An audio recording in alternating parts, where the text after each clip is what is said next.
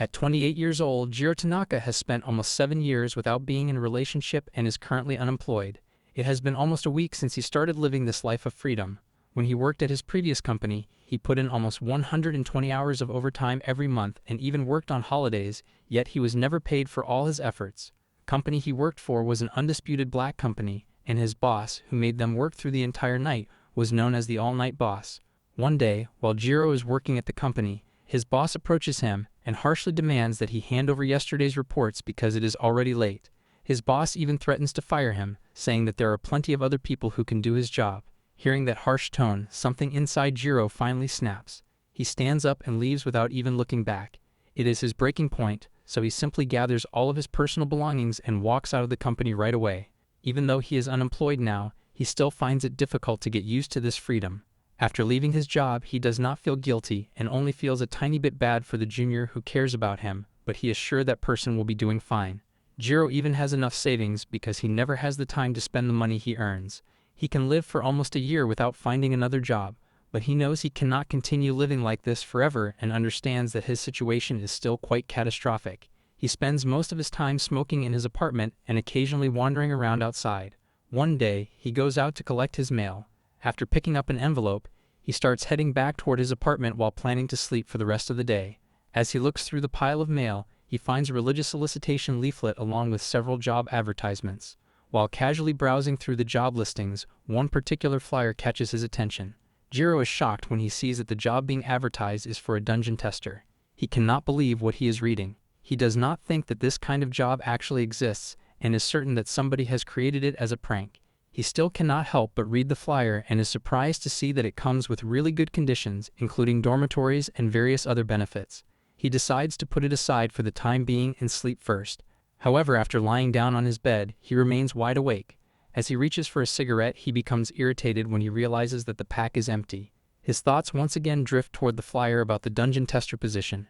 It reminds him of how much he enjoyed playing RPG games in the past. He still even has a pile of game CDs stored away. Sitting up on the bed, he becomes increasingly curious about the whole thing. It seems strange that someone would go through so much effort to create such an attractive job advertisement if it is nothing more than a prank. As he thinks about it, Jiro realizes that he has not done any sword practice for quite a while despite having some experience in kendo. He picks up a sword and decides that even if the whole thing is a prank, he currently has plenty of free time on his hands.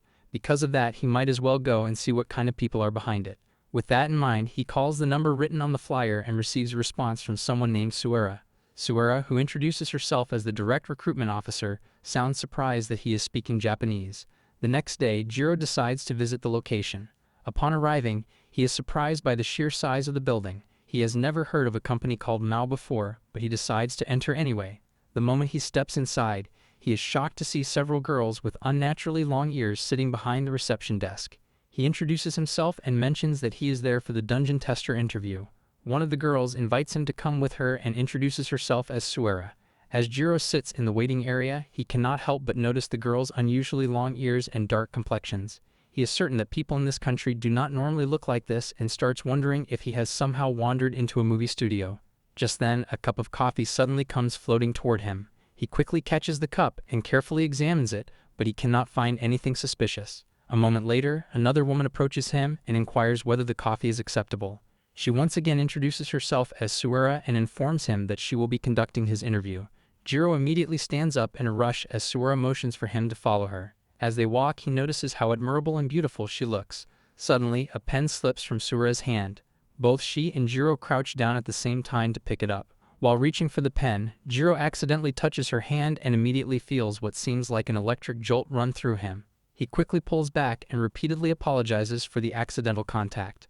Soon afterward, the two of them are seated inside an interview room. As the interview begins, Jiro notices Suera's long ears but chooses not to comment on them. To his surprise, she opens the interview by asking him what he thinks of her appearance. The question catches Jiro completely off guard, and for a moment he cannot think of a proper response. After hesitating, he quietly mumbles that she looks like a dark elf.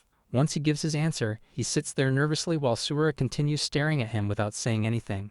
The silence makes him extremely uncomfortable. A strange wind suddenly surrounds him for a brief moment, and Jiro finally lets out a sigh of relief when the sensation comes to an end. He cannot believe the kind of answer he just gave during an interview, but to his complete shock, Suera suddenly announces that he has passed. She reasons that since he is able to see her true appearance, it is only natural that he possesses a high magical power aptitude. Feeling a bit confused, Jiro asks if she means real magic. Suera confirms that she does and snaps her fingers, causing a burst of flames to appear above her head. She describes magical power aptitude as something similar to a person's natural vessel capacity. It determines how much magical power someone can store and utilize, and it is measured on a scale from 0 to 10. She further notes that this value can never be changed or increased. A person born with a magical power level of 0 will never be able to use magic for their entire life. Suera then reveals that his magical power aptitude is at least level 4. Jiro is confused about how she is able to determine that. In response, Suera discloses that they have actually been testing him long before the interview officially began. Jiro does not remember undergoing any tests, so Suera proceeds to outline each one in detail. The first test is the flyer itself. According to her, anyone below level 1 magical power aptitude will only see the flyer as a blank piece of paper. The second test is the barrier surrounding the building. Only people with at least level 2 magical power aptitude are capable of passing through it. The third test involves the receptionists. Their true appearances are concealed using low-level concealment magic. Anyone below level 3 magical power aptitude will simply perceive them as ordinary humans. The fourth and final test is Suera herself. Only people with a magical power aptitude of level 4 or higher are able to see her true appearance. Suera also mentions that she evaluated his personality earlier when the two of them accidentally touched hands. Since he successfully passes all of the tests, he fulfills every requirement necessary for the position. Afterward, Suera begins detailing the true nature of the job. She informs him that the Demon Army is currently engaged in a war against the residents of Light in another world. The most important fortress connecting the two worlds is the dungeon. Whenever a new Demon King appears, a hero is dispatched by the forces of Light to challenge the dungeon. With a determined expression, Suera emphasizes that the hero must never be allowed to conquer the dungeon. In order to create an absolutely impenetrable dungeon, they need his assistance as a dungeon tester. Everything still sounds unbelievable to Jiro, but when Suera wonders whether he would like to see the dungeon for himself, he immediately agrees. The two of them leave the interview room together. As they walk through the corridors, Jiro is surprised to overhear goblins casually talking among themselves. Along the way, he also encounters various other strange creatures, including a demon fairy and a cat lady. The further they go, the more unusual sights he witnesses. When Jiro slows down to look around, Suera inquires whether he finds everything surprising. With a smile, Jiro replies that he actually thinks everyone there is incredibly beautiful, including Suera herself. The moment the words leave his mouth, he realizes how strange they sound. He quickly tries to pass it off as a joke, but Suera still blushes deeply after receiving the compliment. Soon they arrive at a room where Suera remarks that it leads directly to the entrance floor of the dungeon. Jiro looks ahead and is completely stunned as he sees a real dungeon with his own eyes for the first time. Suera notes that this particular dungeon belongs to the Demon General Kigyou. She further mentions that there are 7 dungeons in total, each one managed by one of the 7 generals serving under the Demon King. Although she cannot show him every dungeon right now, she still wants to know what he thinks of the place. Jiro simply stands there with his mouth hanging open. He still cannot believe that everything around him is actually real. At that moment, a dragon suddenly flies overhead, startling him even further. Feeling overwhelmed, he sits down on a nearby stone while his body trembles slightly. When he inquires whether he is allowed to smoke, Suera gives him permission. He immediately lights a cigarette in an attempt to calm himself down. As he takes a drag, he quietly mumbles that this is bad because his excitement is already going completely out of control right from the very start. Jiro naturally wonders what will happen if he decides not to take the job. Suera clarifies that many people choose to decline positions like this. Whenever that happens, they are required to perform a memory erasure procedure in order to maintain confidentiality. According to her, the method leaves only a very minor and lasting impact on the human body. If Jiro chooses to leave, he will not remember anything he has seen or learned there. After hearing that, Jiro brings up the war itself. In response, Suera states that she has heard the reason behind the conflict is actually something very trivial. She reveals that the Demon King army originally comes from Ishwar as well. According to the story passed down through the generations nearly 5,000 years ago, the conflict between the people of light and darkness grew so severe that both sides began to see the destruction of everything approaching. In order to prevent the complete ruin of the world, their ancestral moon god divided the light and the dark and transported one side to another world, ultimately saving Earth from destruction. Suera further elaborates that the dungeon was originally created as a pathway back home in case peace was ever achieved between the two sides. However, the divide between them was never bridged, and the conflict continued even after thousands of years. Although she has never personally seen Ishwar herself, Suera admits that both her body and soul constantly long for it. She wants to stand upon its soil, bathe beneath its sun, feel its water, and experience the breeze that blows across its lands. She adds that almost every soldier within the Demon King army shares the same dream. Their greatest wish is simply to return to their homeland one day. After hearing the entire story, Jiro remains silent for a moment. He takes some time to process everything before commenting that the situation feels incredibly huge and far beyond anything he has ever imagined. He honestly admits that he does not even know how he is supposed to feel about it. Jiro then confesses that he is actually scared.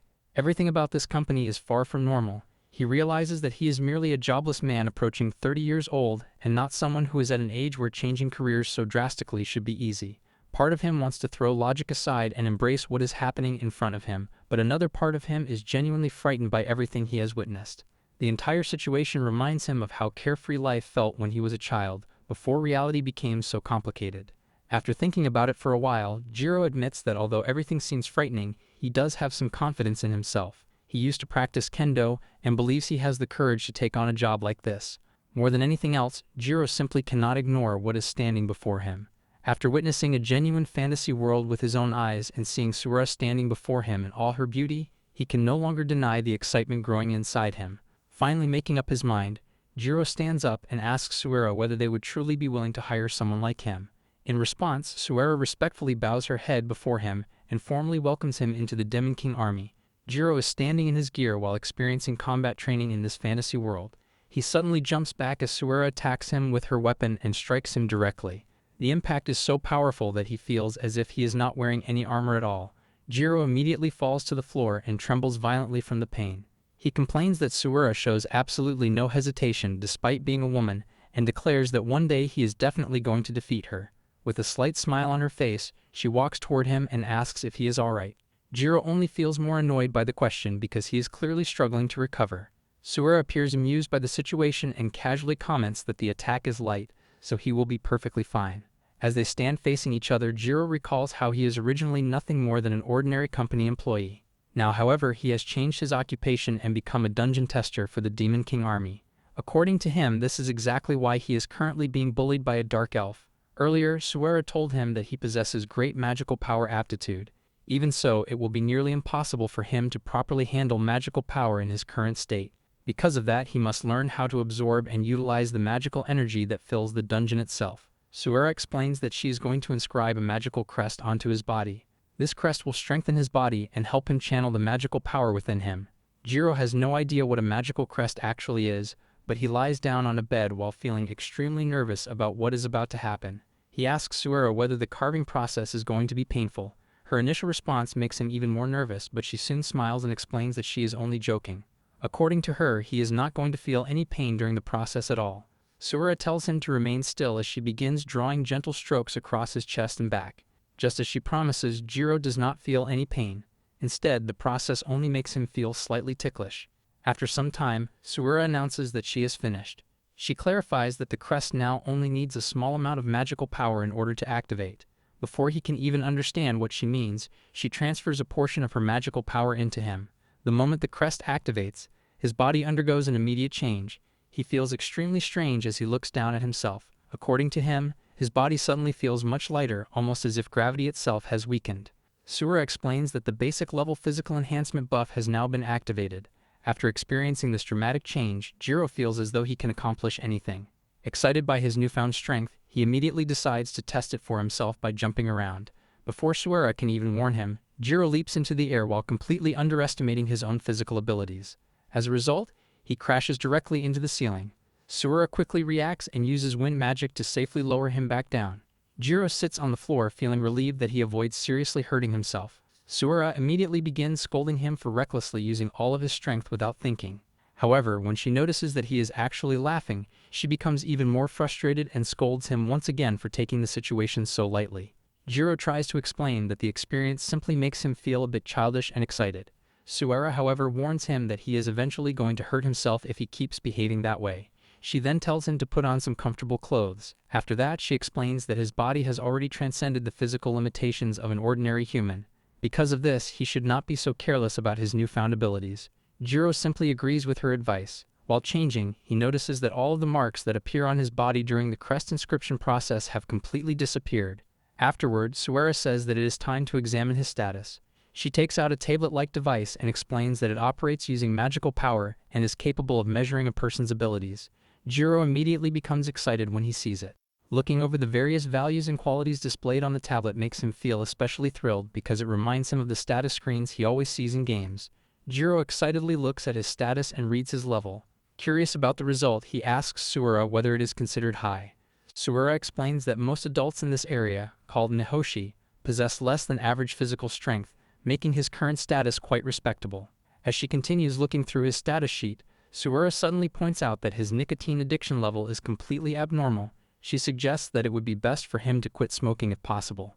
Jiro says that he will try to stop, although he is not entirely confident that he can actually do it. He then comments on how amazing the magical crest truly is and admits that he wants to test his strength even further. Hearing that enthusiasm, Suera suggests having a mock battle. Jiro immediately agrees to the idea. However, now that he is actually standing in front of Suera and struggling just to keep up with her, he finds himself wanting to take those words back. The moment the battle begins, he quickly realizes just how strong she really is. When Suera charges toward him again, Jiro tells himself that she is still his opponent. Even if he is going to lose, he at least wants to put up a decent fight. Motivated by that thought, he loudly challenges Suera to attack him again. Unfortunately, his determination does not produce the results he hopes for. Suera's weapon immediately slams into his head, sending him crashing straight to the ground. Standing beside him, Suera comments that confidence is certainly an admirable quality. However, she also believes that people should only attempt such reckless moves when they are reasonably certain they can win. Jiro is completely knocked out and ends up lying there unconscious. Rather than hearing her lecture, he accidentally gets a glimpse of Suera's clothing while lying on the ground. Later, he sits across from Suera while she examines the large bump that forms on his head. She performs a healing spell, and the pain quickly fades away. Seeing how interested he is in the magic, Suera explains that she is a wizard, so healing and support magic come naturally to her. At the same time, she quietly admits to herself that she once again goes overboard during training. She also finds herself feeling embarrassed about her choice of clothing on a daily basis. A little later, Jiro asks how he manages to get completely overpowered by a wizard. To him, that seems like proof that he lacks talent. Suera immediately disagrees with that conclusion. She explains that a magical crest functions by absorbing magical power and releasing it throughout the body. Once it takes root, it develops and grows much like a plant. She further explains that even if someone possesses tremendous potential, daily training remains essential. A person's status grows according to their effort and experience. Hearing this explanation, Jiro finally understands why he is still only level 1. For the time being, Suera suggests that they stop sparring with each other. Even so, she remains extremely surprised by the fact that his magical aptitude reaches level 8. According to her, that level of aptitude suggests that he possesses the potential to become a general class individual. Jiro is confused by her reaction. He does not feel particularly special and asks whether his aptitude is really that impressive. Suera strongly insists that it is. According to her, his potential is roughly 4 times greater than her own. Jiro still finds it difficult to believe and assumes that there must be many people who surpass him. His humble attitude begins to annoy Suera slightly. She tells him that he has already become the main topic of discussion within the personnel department. Everyone considers themselves incredibly fortunate to have discovered someone like him. What she does not tell him is that she personally spends a great deal of time bragging to everyone about finding such a promising recruit. Suera then explains that sooner or later she will no longer be able to help him with everything. Because of that, he needs to start believing in himself. Jiro is still struggling to fully accept her words as Suera explains that, to the Demon King army, he is practically a ray of hope. Suddenly, she steps closer to him and grabs his hand. Looking unusually serious, she almost begs him never to quit. Suera cannot bring herself to tell him just how chaotic the personnel department currently is. Recruiting new employees has become incredibly difficult, and very few people have been coming to them lately. She admits that if he refuses to join, the department might never fully recover from the situation. A moment later, she realizes how close she is standing to him and quickly lets go of his hand. Embarrassed by her own behavior, she steps back and apologizes. After getting past the awkward moment, the two of them continue their mock battle. Later, while walking through the corridors, Jiro recalls how the second half of the training session turned out to be completely one-sided. He does not manage to win a single match against Suera, and he feels somewhat embarrassed by just how badly he loses. Eventually, he heads toward his assigned department. Since he has decided to work for the Mao Corporation, he has also chosen to move into the company's residential housing. As he approaches the building, Jiro still cannot believe that they are able to provide accommodations of this scale. All of the company housing is located there. When he finally enters his dormitory room, He is stunned by how spacious it is. The place contains numerous facilities and is almost large enough for an entire family. There is even a loft inside. He proceeds to inspect the room in greater detail. When he enters the bathroom, he discovers a massive bathtub. Even the refrigerator in the kitchen is surprisingly huge. After enjoying a relaxing bath, Jiro sits down on the sofa and begins thinking about what Suera told him earlier. She explains that leaking information from this place is extremely difficult, which is likely one of the reasons employees live so close to the workplace. The more he thinks about it, the more satisfied he becomes with his new living arrangements. He genuinely likes the room and feels grateful for everything he has been given. Suddenly, his eyes fall upon the tablet used for measuring status. Feeling curious, he picks it up and decides to take another look at his status. It makes Jiro really happy to see his status increasing, and he feels genuinely impressed by his own growth. He cannot believe that he has actually improved, even after being completely beaten up in the mock battle. He has never experienced anything like this in his previous job, and he slowly begins to feel that switching careers was the right decision. For the first time, he feels a sense of satisfaction about his current situation. There is also another positive aspect of this job, Suera. He recalls how she used to call him by his surname, but now she has started calling him Jiro instead. This small change gives him even more motivation. Feeling encouraged, Jiro decides that he will do his best starting from tomorrow. Suera wakes up calmly and moves around her house quickly while getting ready for the day. After dressing up, she checks Jiro's profile and quietly mumbles that he must already be in the lecture room at this time. As she says this, Jiro is already sitting in the lecture hall, feeling annoyed by how noisy it is. He notices how large the place is, yet it feels strangely empty, which makes it clear that the personnel department is struggling to recruit people. Just then, their teacher announces that the lecture is about to begin. The professor explains that he will be teaching them about the demons present in the dungeon. He states that there are basically two types of monsters. The first type is soul demons, and the second type is blood demons. In general, soul demons have bodies made entirely of magical power, and when they are killed, they simply disappear. Meanwhile, blood demons possess physical bodies and leave behind corpses when they are killed. Their capabilities are 3 to 10 times higher than those of soul demons. He further explains that magical ability grows by fighting demons. The more they fight, the more their power increases, and that is how they become stronger. The professor adds that if they ever encounter a blood demon, it is better to run away as they are far beyond what most of them can handle. Of course, they can request help and use safety measures on the spot, but even then, survival is not guaranteed, and there is no assurance that they will escape unharmed. Seeing the terrified expressions of the students, the professor decides to shift the topic.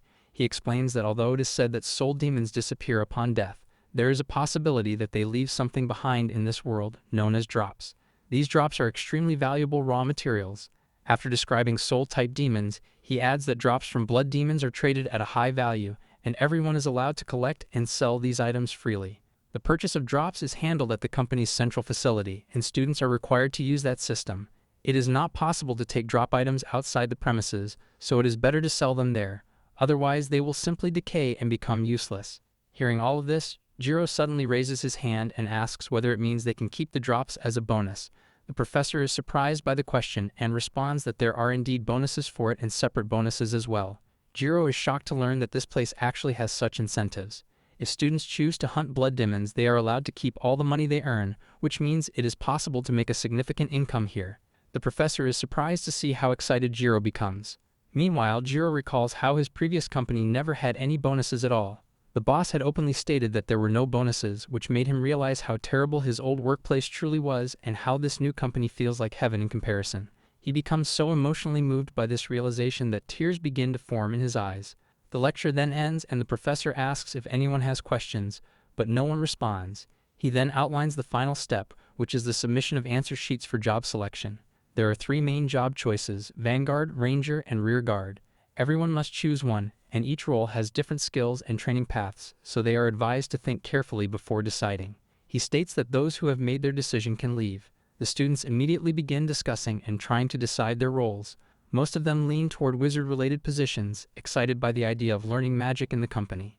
A few girls appear especially interested in the possibility that Professor Royce might personally teach them magic. Jiro sits quietly in his seat, observing the room. He notices that many people are choosing rear guard roles. He understands their reasoning since this is a magical company and they will need to use magic in combat situations. However, he does not agree with their choices. Instead, he decides that he will choose the Vanguard role as his position. Somewhere deep inside a dungeon in hell, 2 unusual-looking men are having a conversation about a new recruit. They talk about how they become curious after hearing that this newcomer possesses a magical aptitude of 8. The other man replies that the individual does not look very impressive. Jiro is standing in front of them, trembling slightly as sweat forms on his forehead. He looks at his new instructors in fear, realizing that they are a demon and a mummy. He never expected instructors like this and whispers to Suera that this situation does not feel good. Suera tries to introduce the two instructors to him, but she is interrupted by the mummy, who points out that Jiro is not speaking much. The mummy introduces himself as Fusio, while the demon introduces himself as Kigyou. They both announce that they will be his personal instructors and greet him. They completely ignore Jiro afterward and continue speaking among themselves. Kigyou asks Fusio about Jiro's soul, staring at him closely. Fusio replies that his soul looks dim, dull, and slightly muddy. Jiro cannot understand what they are talking about. Kigyou then turns to Suera and says that Jiro is clearly not the person she described. Suera, slightly annoyed, replies that Jiro has just joined the company, so it is natural for him to be weak at the moment. Kigyou points out that she was the one who had been praising him so highly before. Suera quickly changes the topic and says that the situation is a bit sudden, but she is still grateful for their cooperation. However, she requests that they go easy on the new recruit. Kigyou comments that she seems overly protective. When Suera insists that Jiro is actually very capable, Kigyou and Fusio tease her further, implying that she is simply trying to have fun in the personnel department. At that moment, Jiro suddenly raises his voice and says that he wants to ask a question. Once he gets their attention, he asks whether he is the only person who has chosen the vanguard job.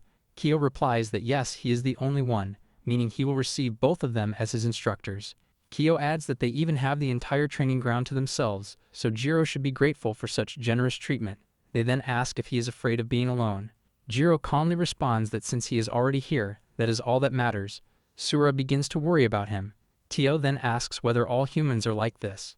With a thin, mocking smile, he says that if Jiro is as fragile as he looks, it will be disappointing. He tries to provoke Jiro into attacking first.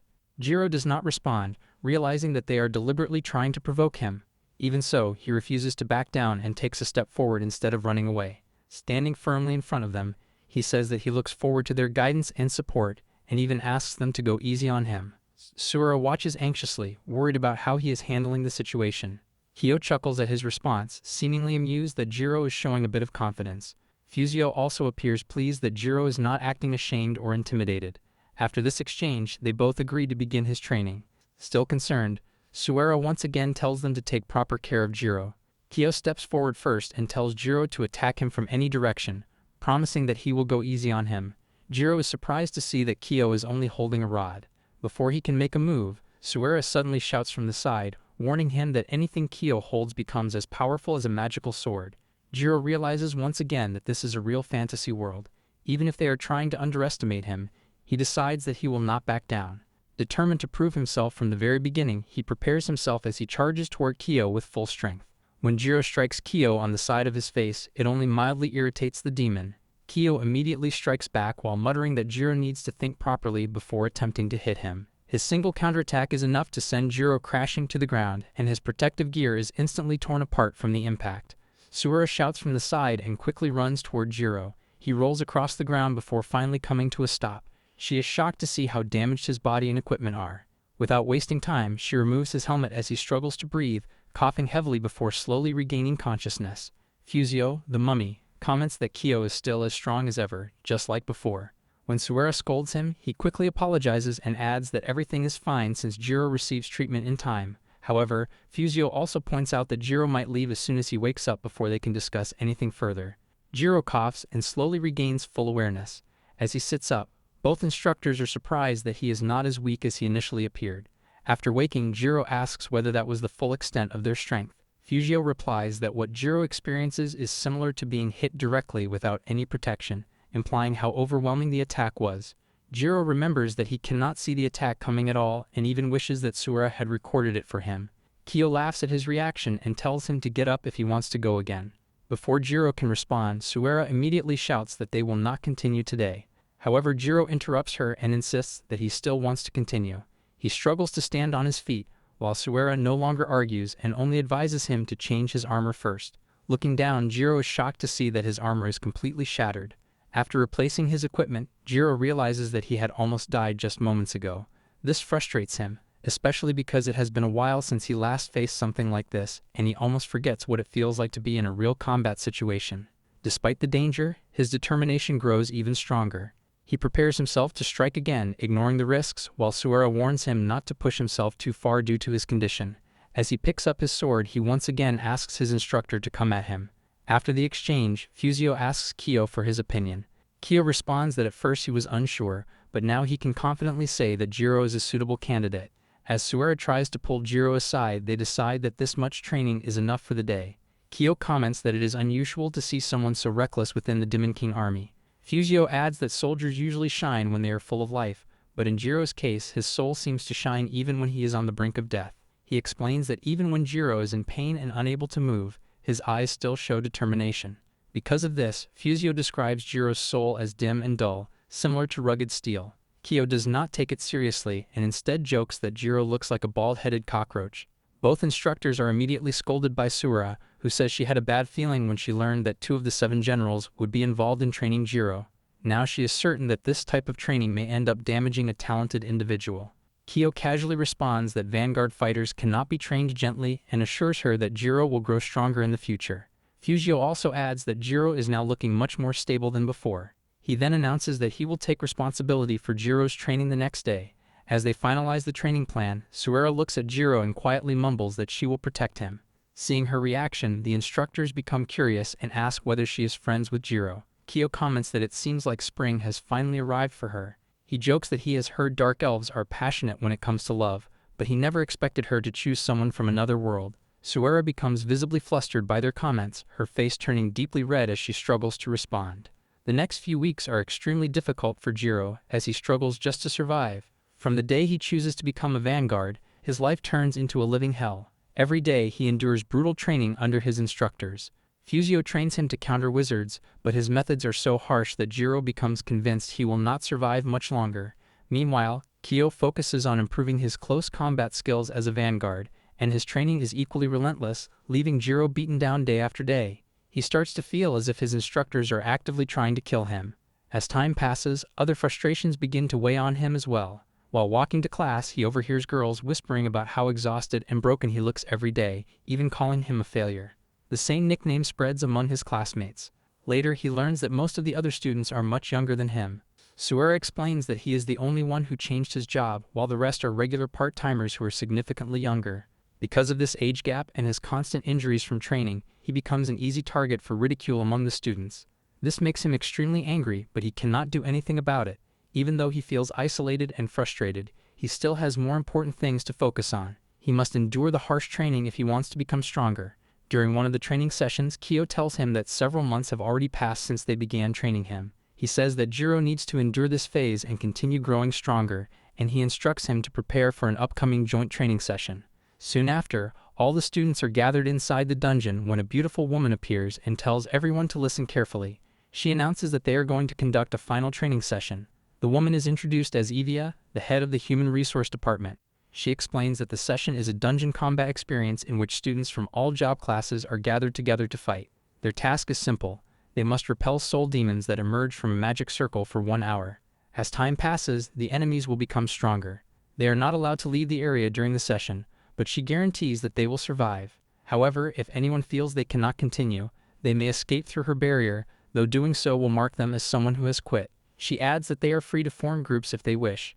With a final warning not to disappoint her, she tells them to get ready. Standing alone at the side, Jiro observes the other participants and notices why there are so many wizards. He is also surprised to see a magic swordsman, something he did not even know existed. Soon, Evia signals the start of the exercise. A flash of lightning appears in front of them as the dungeon opens, and the heads of goblins emerge from the magic circle. Jiro closely observes them and notices that they are different from the goblin employees he has seen before, as these are purely formed from magic. Some of the students find the goblins disgusting and are overwhelmed by their sheer numbers. The wizards quickly begin casting spells, attacking the incoming enemies with magic. Jiro is amazed to see humans using magic so freely, though he also feels that they are not on the level of Instructor Fusio. As he watches the wizards handle the goblins easily at first, he begins to regret choosing the vanguard role. The wizards grow more confident as they continue attacking, dismissing the goblins as harmless and weak. However, Jiro soon notices that the situation begins to change. The wizards start to feel pressured as the goblins increase in number and begin pushing them back. Their concentrated attacks start to lose effectiveness, and they become visibly tired, even running out of resources. Because the wizards focus their attacks in one direction, the soul goblins split into two groups and prepare a pincer attack. One of the goblins suddenly moves toward a girl standing at the side. Jiro immediately notices the danger. Without hesitation, he rushes in and destroys the goblin with a single strike of his sword. Seeing the girl sitting on the ground, trembling in fear, he shouts at her to get up, telling her that she becomes an easy target while staying in that position. Jiro quickly jumps into action and activates his monkey screaming skill. He stands in place and screams loudly, releasing sound waves that repel the goblins away from him. He feels relieved when he notices that the enemies stop advancing.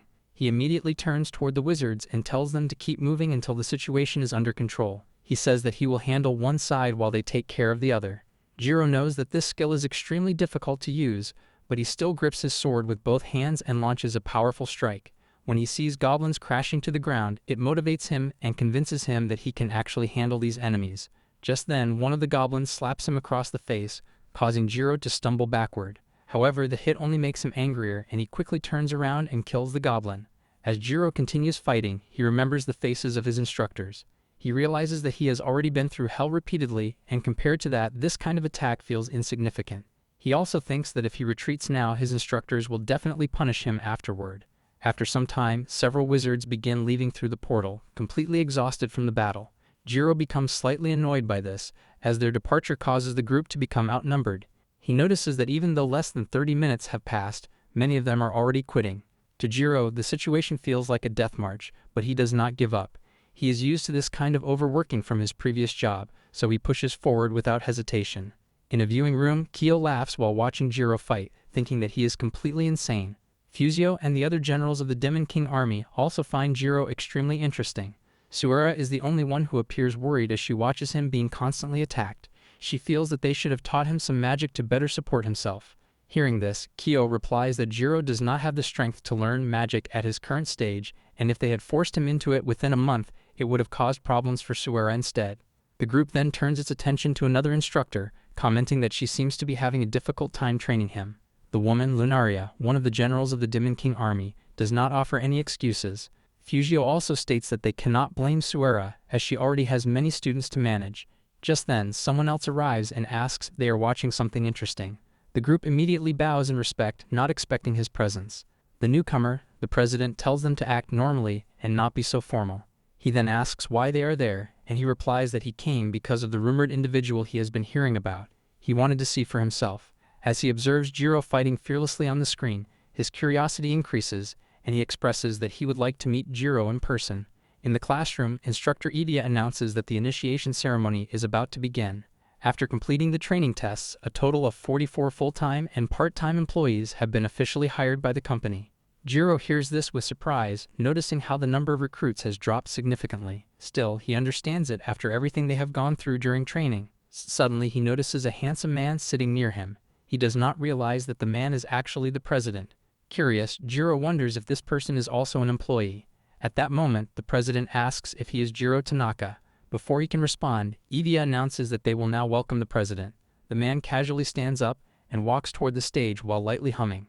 When he arrives, Evia gently scolds him for behaving so carelessly. He simply apologizes and tells her to relax a bit. He then approaches the microphone, introduces himself as the president, and says that he is counting on everyone. With a bright smile, he tells them not to be afraid of him and to remember his face rather than the fact that he is their president. He ends his speech with a playful wink, while Jiro trembles slightly in his seat. The president further announces that all facilities and dungeons will be fully opened once the initiation ceremony concludes. Afterward, Suera approaches Jiro and congratulates him on officially joining the company. Jiro is still shocked, explaining that he had no idea the president had been sitting beside him casually all along. Suera explains that the president is a very carefree person. She adds that he was actually the one who suggested entering this world in the first place, and that this carefree nature is part of his charismatic personality. For Jiro, it is his first time meeting someone like that. Suera further mentions that the president is also the one who strongly wishes to return to Ishwar. She then quickly changes the topic and suggests that they should go shopping first.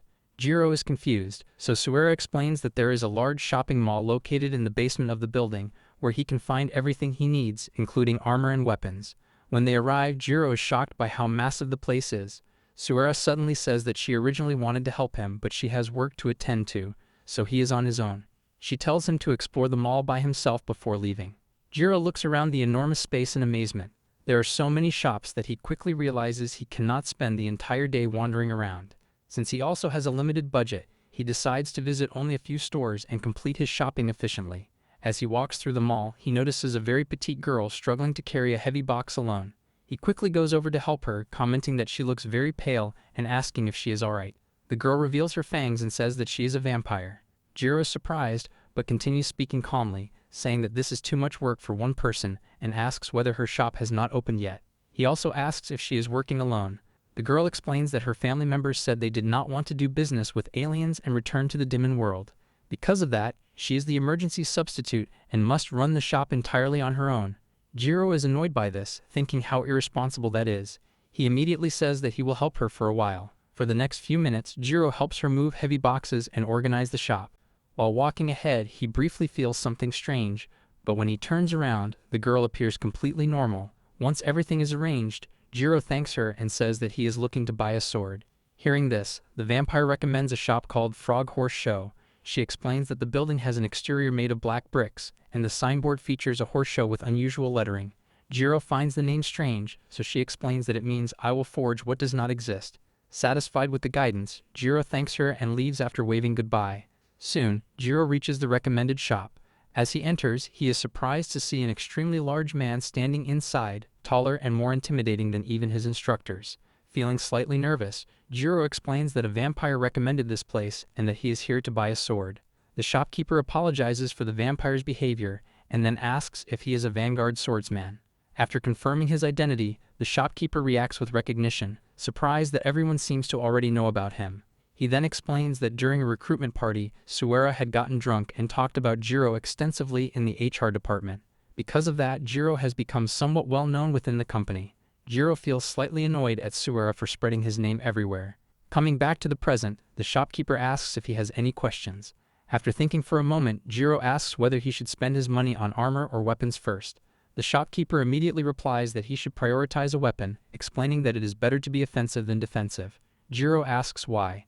The giant man explains that armor can block attacks, but even if it protects him, it does not help him defeat the enemy. Without offense, he will only keep taking damage. Therefore, it is better to avoid being hit in the first place. Jiro realizes that this is not a game. Getting hit here has real consequences. The shopkeeper continues, explaining that defense is about patience, while victory comes from destructive power. Jiro finds this way of thinking surprisingly straightforward and begins to respond, thinking that it means he should. Jiro completes his thought. If he cannot escape a situation, then he must kill before he is killed. In other words, he needs to aim to win first.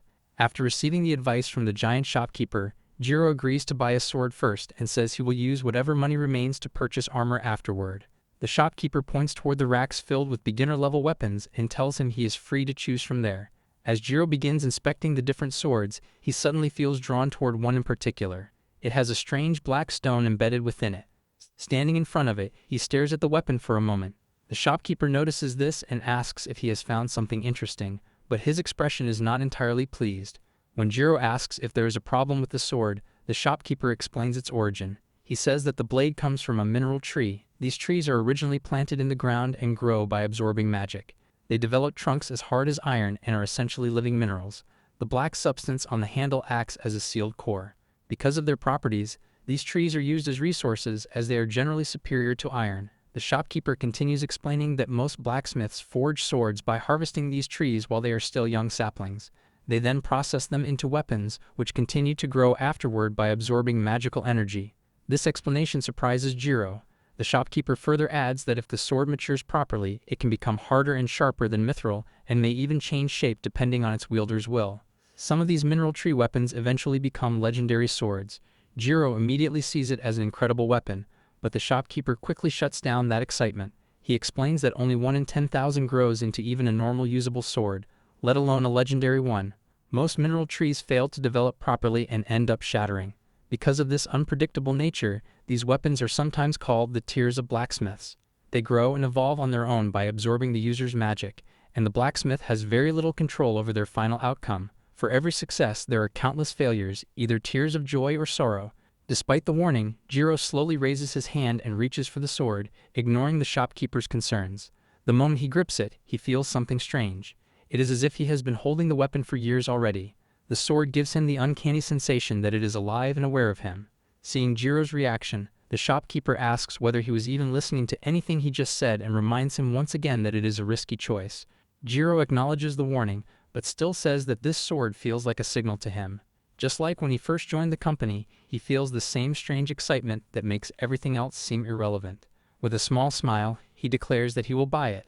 The shopkeeper sighs, sensing that this decision may bring trouble later, but he does not argue further. Instead, he says that some people are simply chosen by their weapons, and it seems Jiro might be one of them. As a merchant, it is his job to sell weapons to people like that. As Jiro leaves the shop holding the sword, he quietly reflects that both sitting idle and risking everything feel strangely similar now. Like both can lead to destruction or change. The shopkeeper finally accepts his decision and even includes free maintenance and cleaning tools for the sword. He comments that as a giant he respects people with courage like Jiro, and he looks forward to seeing whether this choice brings him joy or sorrow in the future. Jiro feels a bit relieved that he can finally begin his long-awaited work after this training period and focus on his original objective, creating a dungeon that even a hero cannot conquer.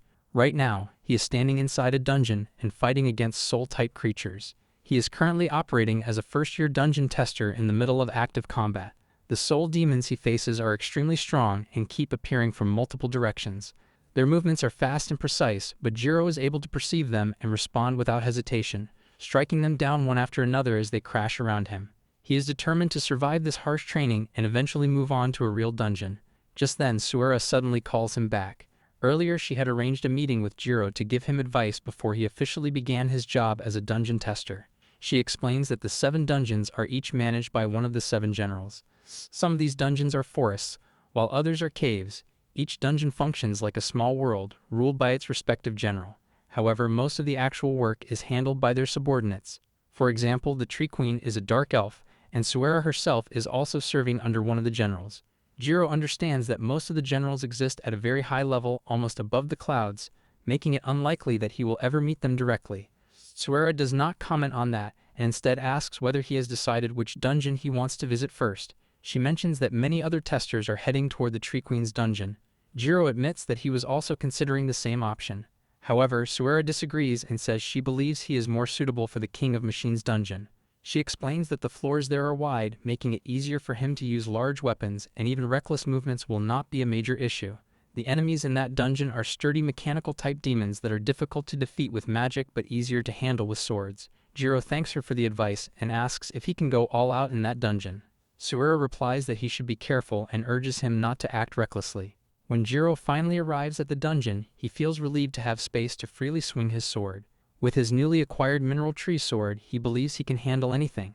As he is about to move forward, he notices glowing eyes on the floor and realizes they are drop items.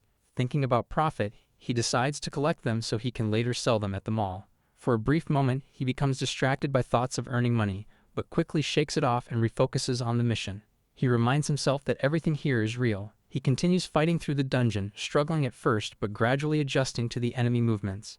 He notices that his monkey screaming skill does not affect these enemies, but he still treats it as a valuable learning experience. Eventually, after pushing through intense battles, he reaches what appears to be the end of the first floor. Feeling he still has energy left, he proceeds up the stairs to the second floor.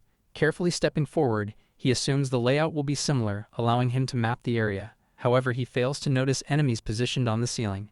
Just as he takes a breath of relief, a demon suddenly drops down in front of him. Jiro is startled, realizing he has been ambushed immediately upon reaching the second floor.